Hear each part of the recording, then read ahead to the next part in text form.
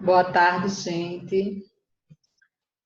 Hoje nós estamos com a aula de ciências e eu decidi seguir o livro, né, para que ficasse mais fácil para vocês.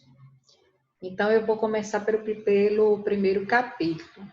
Eu já mandei um vídeo, até para motivar vocês com o assunto, porque algumas palavras que forem ditas, vocês vão encontrar no vídeo com uma animação. Então, o vídeo serve para entender o assunto de maneira animada. Uma coisa que eu não posso fazer sem ter, assim, meios para essa transmissão. Então, seria bom, né, que vocês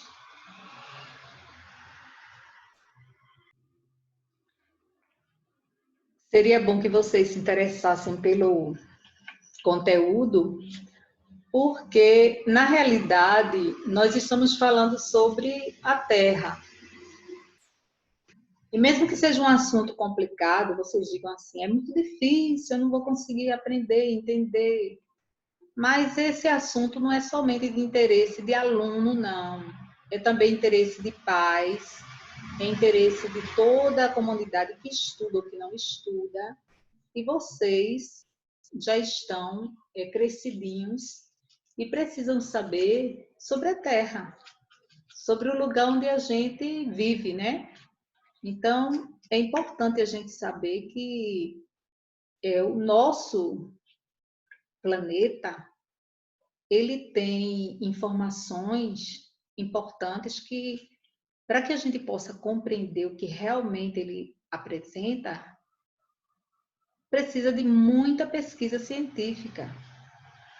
Então, não basta a gente saber que mora em Aliança, que mora em Pernambuco, que mora no Brasil, a gente precisa saber também conhecimento sobre a Terra, como ela se formou, como é que formou a água, a terra, né? Como é que ela se estrutura, qual é a dinâmica, quer dizer, ela sempre foi dessa forma ou não? Aí, pelo vídeo que vocês assistiram, vocês devem ter notado que a Terra mudou. A Terra era de um jeito e depois ela mudou até chegar nesse formato que eu estou mostrando aqui, né? Que é o formato mais atual. Isso não quer dizer que parou aqui, não. A gente não sabe, nenhum cientista sabe se essas mudanças que ainda podem ocorrer, se elas vão continuar ocorrendo. No caso de quando a gente escuta que houve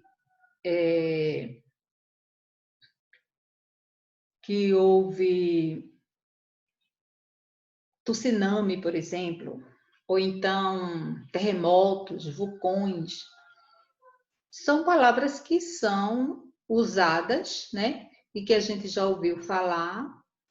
E é importante a gente saber por que surge isso. Justamente está ligado a essas placas tectônicas que o vídeo veio falando aí da formação da Terra. Então, essa camada é como se fosse um jogo de quebra-cabeças. A gente pode dizer que hoje elas são consideradas como 7 placas, que são principais, né? Tem outras menores, mas as principais são 7, e que elas são rígidas e mudam de posição, se encaixando como se fosse um jogo de quebra-cabeça. E às vezes, no atrito de uma placa com outra, pode acontecer vulcões, pode acontecer terremotos, pode acontecer tsunami, que são movimentos que ocorrem das placas tectônicas. Então, o vídeo mostrou bem, né, de como essas placas surgiram, né, de como elas se desenvolveram a partir de várias teorias. No livro de vocês, começa falando sobre a teoria da deriva continental, apresentada por Alfred Wegener.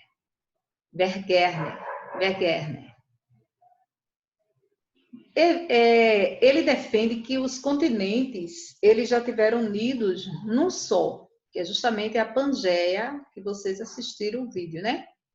Rodeado por um único oceano, que era chamado de Pantalassa,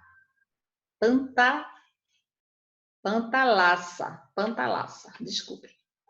E que esse continente fragmentou-se, dando origem aos continentes, que se deslocaram ao longo do tempo até as posições atuais. Esses argumentos utilizados por Wegener, eles se dividem em 4, que o vídeo mostrou direitinho, que são os argumentos morfológicos, que os continentes encaixam-se uns nos outros, né?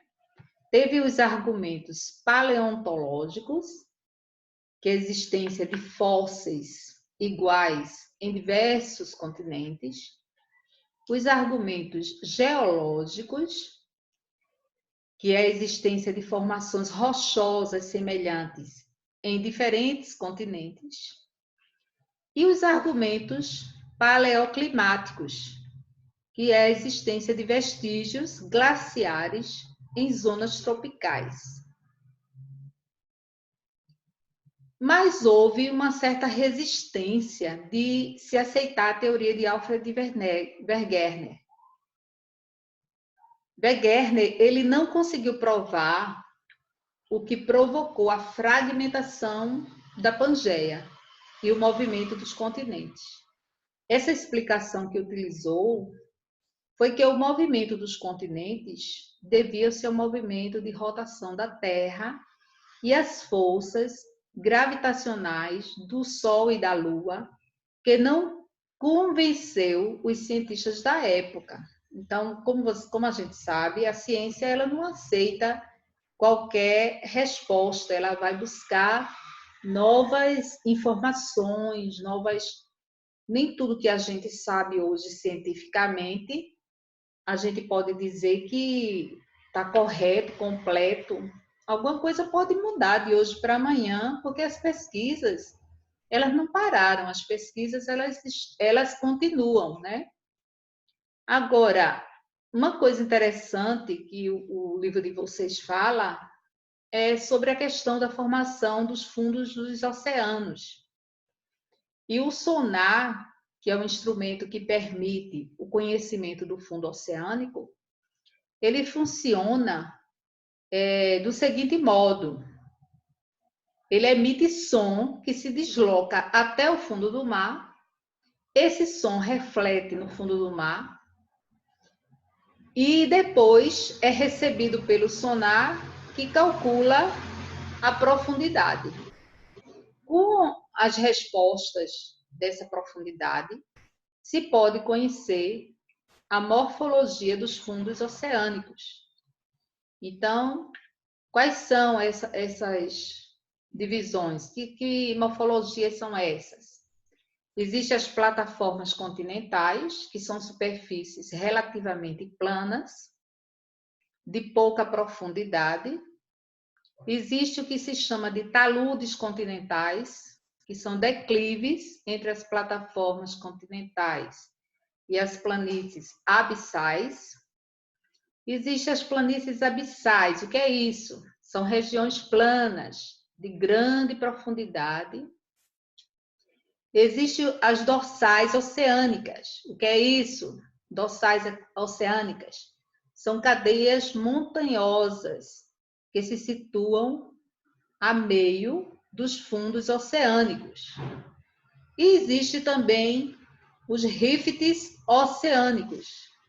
O que é isso? Rifts oceânicos.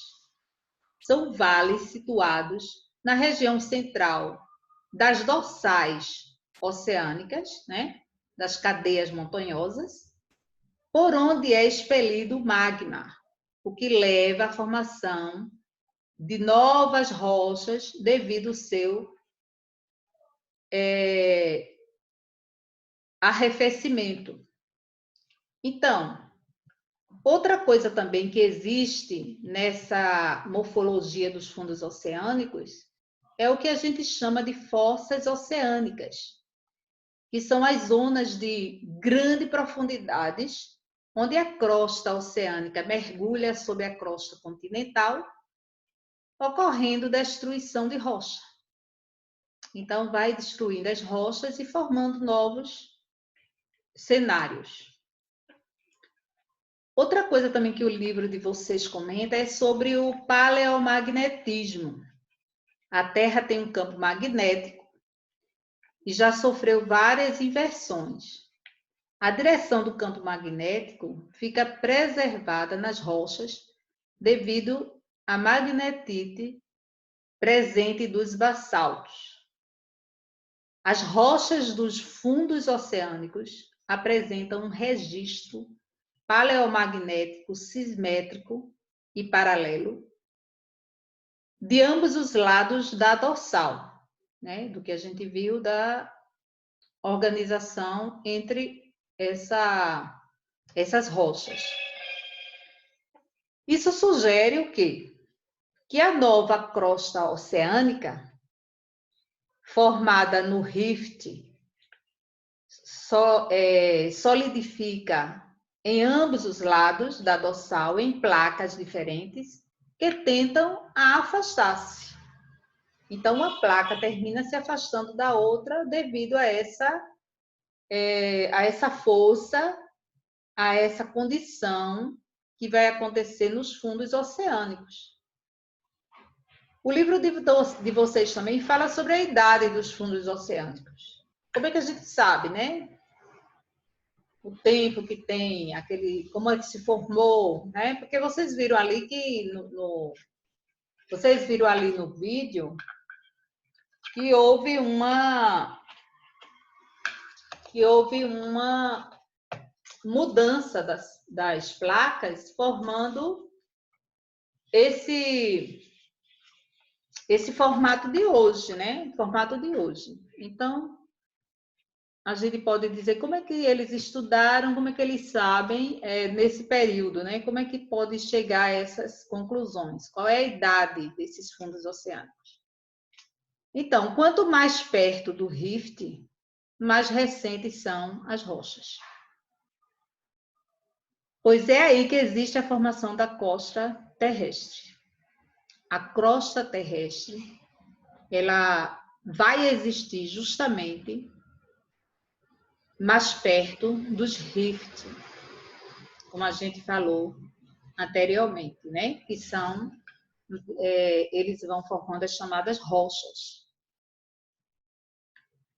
Outra coisa também que a gente precisa saber, importante, né? É que sobre essas placas tectônicas, que o texto de vocês falam, é assunto também de geografia, vocês vão também assistir na aula de geografia, né? Eu acho que o professor de geografia, se não falar sobre isso nesse ano, mas fala em outro período, porque também a geografia se interessa por esse assunto, né? Porque o assunto é de geografia, porque é um assunto que envolve também a geografia.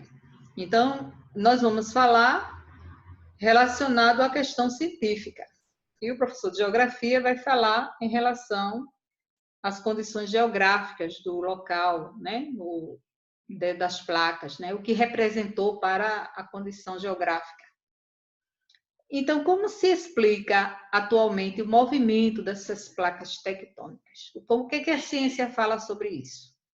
A ciência diz que o calor do núcleo da Terra gera fluxos de materiais sobre a litosfera, que são as chamadas as correntes de convecção. E vai arrastando as placas litosféricas, que é justamente onde os continentes estão. Então, os continentes estão em cima dessas placas, como se estivesse flutuando no mar. E elas vão saindo do lugar, ninguém sabe como elas saem, ninguém sabe qual é o dia que vai sair, ninguém sabe quando. De repente, ocorre um tsunami. Aí vão descobrir por que é que aquele tsunami ocorreu. Se descobre que foi uma movimentação das placas tectônicas. A gente, que eu saiba, ainda não existe nenhum equipamento que mostre. Já estudei bastante sobre isso, até para dar aula a vocês, que mostre como essas placas se movimentam, né? O dia certo, a hora certa, para ter previsões, para ter planejamento, essas coisas. Existe muito estudos sobre várias coisas, mas as placas tectônicas ainda são um segredo, porque elas estão em contato com o oceano e os continentes estão acima delas. Então fica difícil da gente saber ou de ter um instrumento capaz de dizer onde elas realmente vão se movimentar ou onde elas realmente estão se movimentando. Mas se sabe que existem correntes, né, que vivem arrastando essas placas. Então, nas zonas que existe essa força, chamada força de tração, que também procura o arrastamento dessas placas tectônicas. Bom, é isso que eu gostaria de falar para vocês. Queria dizer também para vocês que esse assunto não é um assunto só de ciências, né? Vocês podem depois até dizer assim, oxe, professora, eu já vi isso em geografia. É verdade, porque esse conteúdo que eu acho muito interessante, ele deve ser trabalhado também pela geografia, porque o professor também trabalha o globo em geografia, mas a gente trabalhou aqui somente o aspecto científico. E para vocês confirmarem tudo que eu falei, tudo que o vídeo mostrou, vocês leiam o primeiro capítulo do livro de vocês. Não é para fazer exercício, não. É ler para entender, ler para gostar do que está lendo, para você ficar sabendo, né? E não leia baixo, não. Leia alto para sua mãe, seu pai escutar, porque esse é um assunto que é de interesse de todos nós, tá certo? Então, uma boa tarde e muito obrigada pela atenção. Beijos.